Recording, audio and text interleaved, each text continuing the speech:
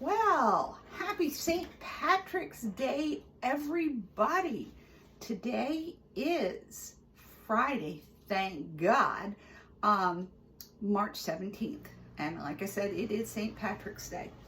Now, what I'm going to be doing, because as most of you know who watch me regularly, Fridays is usually a leftover day. And again, that will be the case. I'm going to show you something that is a recipe that is near and dear to all of our hearts, and something that I make for all of the birthdays. If I don't have this for my grandkid's birthday, I am fired as Grammy.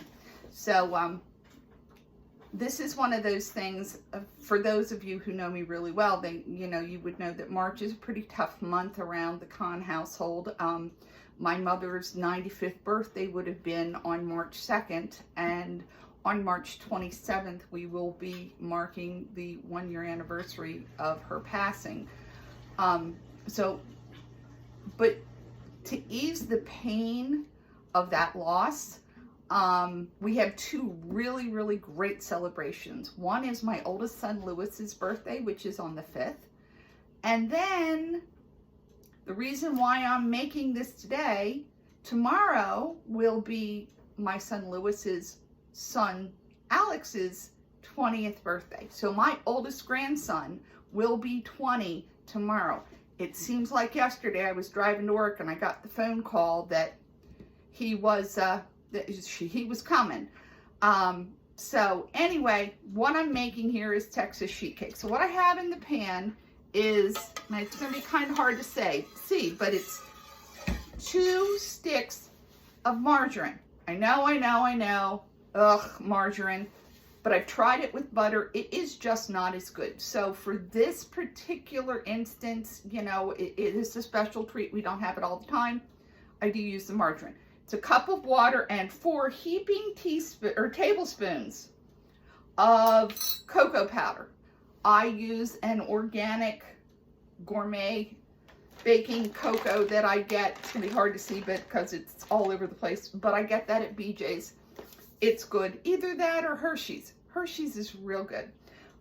So anyway, I melted the butter, had the water, put in the cocoa, mixed it all up. Now what we're going to do is we're going to add 2 cups of flour. You can't really see here, but this is my vat of flour. I get 10 pounds at a time from BJ's. So I don't like to sift. So what I do is I aerate with my scoop, and I place it gently into my measuring cup. And that avoids having to, technically you should measure, or you should weigh. Real bakers weigh. But this has never let me down. Okay, so we have 2 cups of flour. Then we're going to move on to, hold on to your back teeth, 2 cups of sugar. Yes, that is a lot of sugar. But it's a big cake because it's a Texas sheet cake. All right. So we got that together. Just move all this out of the way, burn the plastic. Okay, so then I have all that together. I'm going to mix that up well. And it's funny because, in your kitchen, you usually find one, for each task, you have a particular tool that you can't imagine doing this without. I'm going to start with this big old spoon, and then I'm going to move over to my gigantic whisk. I love this whisk. Not even sure where I got it. But anyway, we get that together, and then what we're going to do is we are going to add 2 eggs. Oh, that wanted to be a mess. All right, managed to not get any salt in there or any shell in there. A half a teaspoon of salt. And I'm gonna get my whisk in there now. I'm gonna mix that up.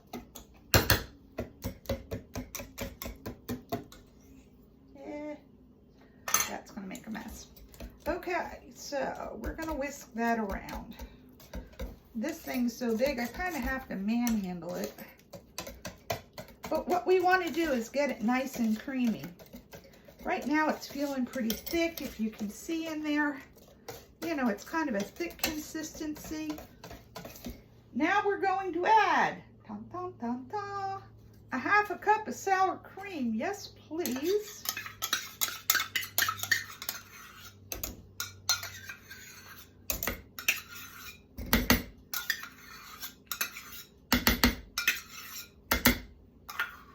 Okay, so mix the sour cream in there. That kind of lightens up the batter a little bit.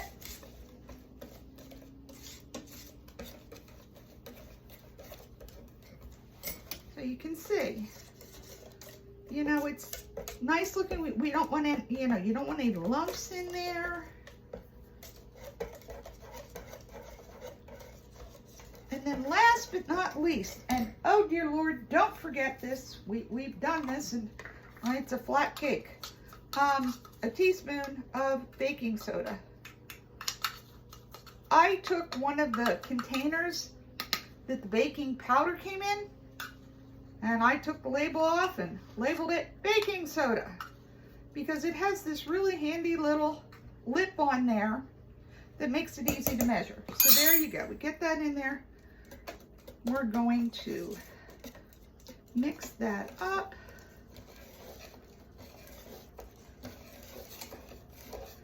Okay, now, hold on, I gotta get my stone and I need a spatula. Okay, now I always cook this in my all-time favorite large bar pan from Pampered Chef. I actually have 3 of these because I use them so much. I love them. This is, I don't have to spray this or do anything because this has already been seasoned, so nothing's gonna stick. So, look at that chocolatey goodness. Okay, so, got that. Making a real mess in here. We're gonna pour this right into this bar pan. It's gonna spread out beautifully.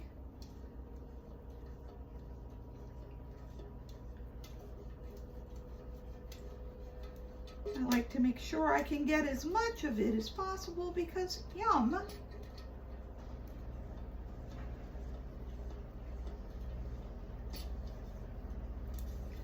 Okay.